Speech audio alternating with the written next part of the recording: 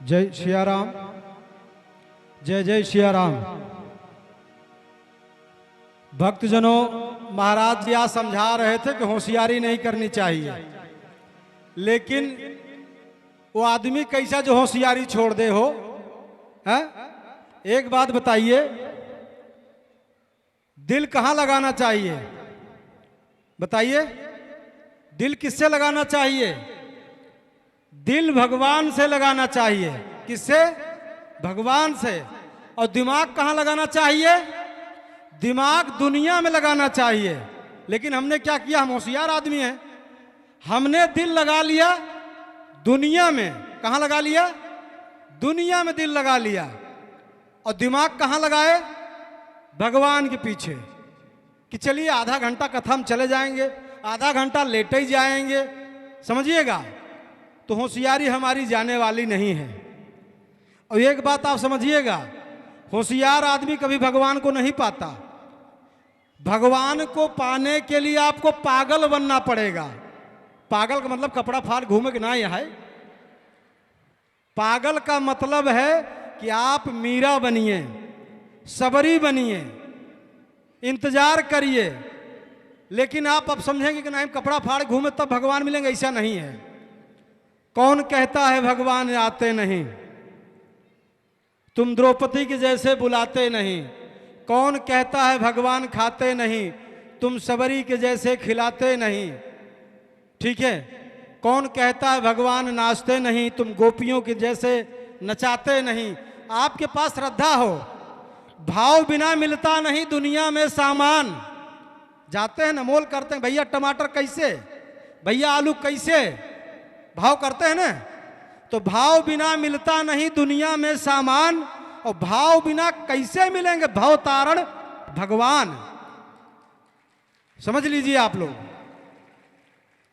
चलिए, बहुत सारी बातें आप सबको बताएंगे।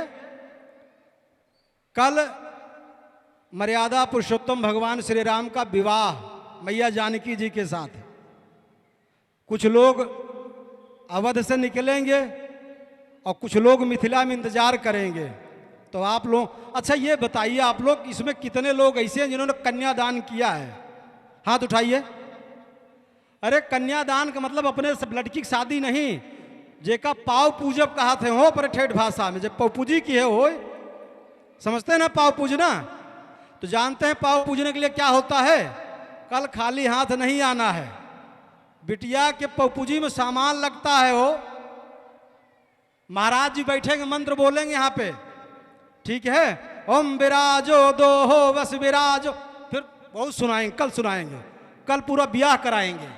लेकिन खाली हाथ नहीं। जो भगवान ने आपको सामर्थ्य दिया है, देखिए दान अपने सामर्थ्य के अनुसार करना चाहिए। आहार, वस्त्र, आभूषण जो भी आपको भगवान दिए हैं, एक बात समझ लीजिएगा कि आहार, वस्त्र, आभूषण तो दुनिया का जो सबसे पापी आदमी है ना, उसके घर में भी भरा रहता है। और भगवान की कथा, संत का समागम उसके घर में नहीं होता है। तो आप लोग कल पूरी तैयारी में आइए, बढ़िया बढ़िया बाराती घराती कपड़े पहन के एकदम चकाचक बारात लगना चाहिए कि आप लोग बारात में जा रहे हैं। लाल पीले वस्त्र, जैसे भगवान जिसको जो सामर्थ्य दिया है, आपके जो सामर्थ्य हो मुट्ठी बांध के आइएगा और यहाँ कन्यादान करके जाइएगा। ठीक है? आइए, हमारे बीच में कुछ दान दाता आए, हमारे कुछ अतिथि आए हैं, हम उन सब का आतिथ्य करते हैं, स्वागत करते हैं। हम सर्वप्रथम बुलाना चाहेंगे श्रीमान सुभाष शुक्ला जी को।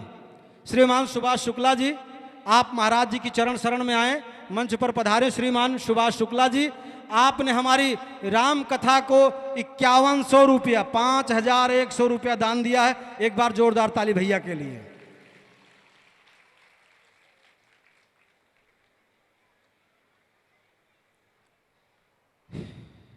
हम आवाज देंगे श्रीमान अश्विनी शुक्ला जी को। श्रीमान अश्विनी शुक्ला जी, आप भी मंच पर पधारे।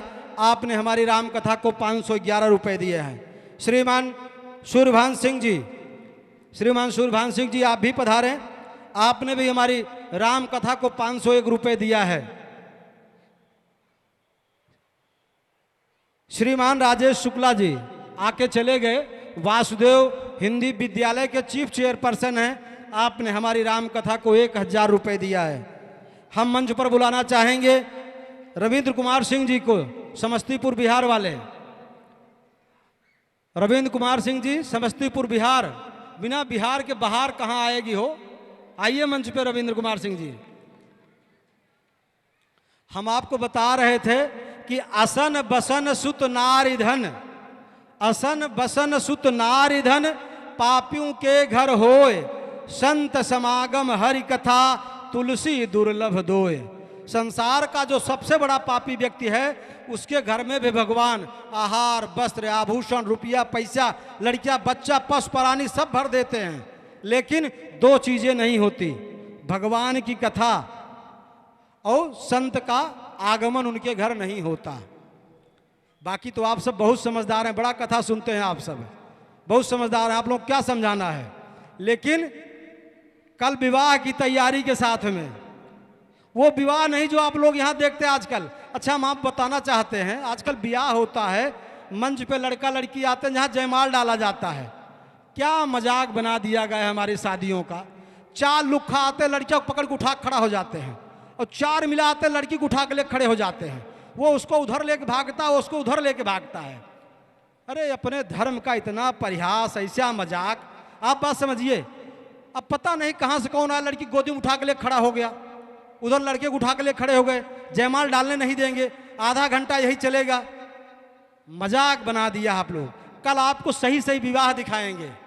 विवाह वाह वाह करते जाइए, ब्याह नहीं आह आह, बिल्कुल नहीं।